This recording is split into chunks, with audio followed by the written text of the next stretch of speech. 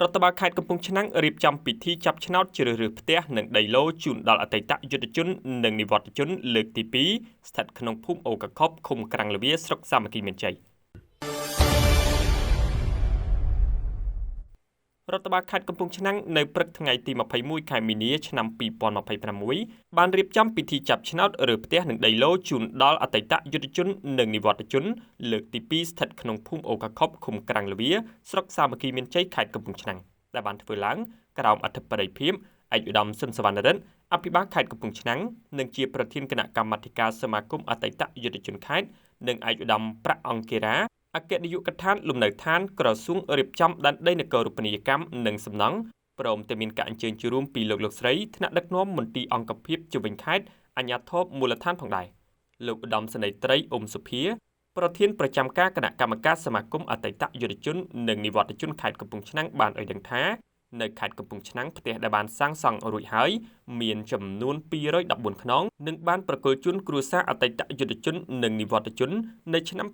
2022បានចំនួន105ខ្នងផ្ទះនៅឆ្នាំ2025នេះបានសាងសង់ហើយចំនួន109ខ្នងផ្ទះក្នុងនោះខេត្តកំពង់ឆ្នាំងបានទទួល50ខ្នងផ្ទះនិងខេត្តកណ្ដាលបានចំនួន50ខ្នងផ្ទះមានប្រសាសន៍នៅក្នុងឱកាសនោះឯកឧត្តមស៊ុនសវណ្ណរិទ្ធអភិបាលខេត្តកំពង់ឆ្នាំងបានពំនាំនៅការផ្ដាំផ្ញើសាកសួរសុខទុក្ខពីសំណាក់សម្ដេចអគ្គមហាសេនាបតីតេជោហ៊ុនសែនសម្ដេចមហាបវរធិបតីហ៊ុនម៉ាណែតនាយករដ្ឋមន្ត្រីជូនបងប្អូនអតីតយុទ្ធជននិងក្រុមគ្រួសារទាំងអស់ដែលបានរស់នៅទីនេះដើម្បីបន្តទទួលបានការយកចិត្តទុកដាក់និងអត្ថប្រយោជន៍បន្ថែមទៀតពីរាជរដ្ឋាភិបាលតាមផែនការត្រូវបកគលដែលចាប់ឆ្នោតហ្នឹង100ខ្នងផ្ទះ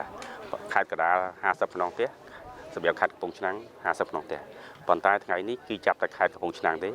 ដោយខេត្តកណ្ដាលអានឹងទៅឲ្យអាដាមបាខេត្តកណ្ដាលគាត់ធ្វើវិធីនៅខេត្តកណ្ដាលមួយទៀតបាទហើយយើងចាប់ឆ្នោតនេះបច្ចុប្បន្ននេះខេត្តកណ្ដាលក៏ដូចជាខេត្តកំពង់ឆ្នាំងកំពុងតែឈូសដីដើម្បីបកគលជូនគាត់នៅមុនពេលចូលឆ្នាំខាងមុខនេះបាទដើម្បីយើងរៀបចំឈូសដីជូនបងប្អូនអតីតយុទ្ធជនជូនគាត់ហើយទន្ទឹមនោះដែរក៏ក្រុមការងារតាមអង្គភាពឲ្យធ្វើសម្ព័ន្ធមិត្តភាពជាមួយនឹងពួកគាត់បាទដើម្បីគាត់ជួយជាដើមឈើជាថវិកាជាពលកម្មដើម្បីធ្វើម៉េចឲ្យគាត់មានផលដែលបានចំណូលពីដីនឹងមកវិញឧទាហរណ៍ថានៅអតីតយុទ្ធជនគំរូមួយគាត់គាត់ដាំមាន300ដើមបាទ300ដើមមកដល់ម៉ោងនេះគឺថាក្នុងមួយដើមគាត់អាចទទួលបានផលពី30ទៅ50គីឡូក្នុងមួយដើមបាទអញ្ចឹង1គីឡូការគាត់លក់នោះ1គីឡូ8000រៀលបាទហ្នឹងពេលដែលវាថ្លៃបាទថោកវាអាចចុះតិចតួចអញ្ចឹងយើងសង្កេតឃើញថានៅពេល3ឆ្នាំក្រោយបន្ទាប់ពីគាត់នៅផលដែលគាត់បានពីព្រៃឈើដែលគាត់បានដាំនេះឃើញថាជួយកាត់បន្ថយបានច្រើនមែនតើពេលខ្លះមួយឆ្នាំជាង10000ទៀតបាទជាង10000 20000ហើយគាត់ចិញ្ចឹមសត្វទៀត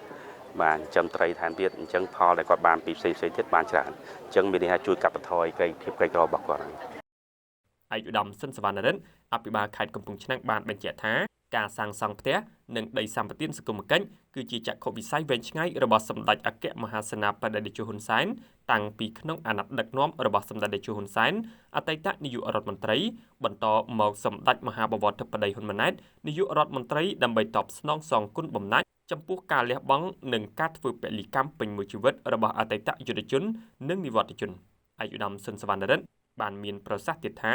ពិធីចាប់ឆ្នោតទទួលយកផ្ទះដីឡូនាពេលនេះគឺជាការដោះស្រាយមួយដ៏មានសារៈសំខាន់ជូនអតីតយុទ្ធជន